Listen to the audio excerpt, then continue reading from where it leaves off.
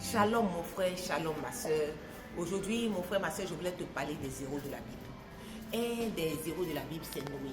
La Bible nous dit que par la foi, Noé a construit l'arche, lui qu'on appelle l'arche de Noé. Oui, Noé a été celui-là à qui Dieu a dit quelque chose que Dieu n'avait jamais dit à personne. Dieu a dit à Noé de refaire une nouvelle création en sauvegardant chacune des espèces, des animaux, de les faire entrer dans l'âge de Noé, lui, sa famille, ses beaux-fils, ses belles-filles, d'entrer dans cette arche-là et de prendre chaque espèce d'animal avec lui. Et toute la création a été détruite, sauf Noé, sa famille et les espèces que Dieu a demandé à Noé de sauvegarder. Et une nouvelle création est revenue par Noé. Pourquoi? Parce que Noé était bon, il était juste, il était ami de Dieu, il aimait Dieu. Après Noé, nous avons Abraham. Abraham même qui est appelé le père de la foi. La Bible nous dit que Abraham était l'ami de Dieu. Et que c'est par la foi d'Abraham que nous aussi, nous sommes justifiés parce qu'il est le père de la foi, mon frère, ma soeur.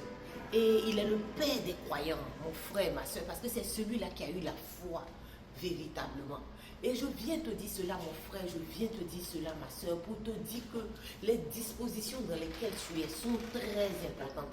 Jésus nous dira que lorsque dans la parabole du semeur, le grain est tombé dans plusieurs catégories de terre, mais cela n'a rien donné. Mais lorsque le grain est tombé dans un cœur qui était bon, cela a produit 60%, 100%, mon frère.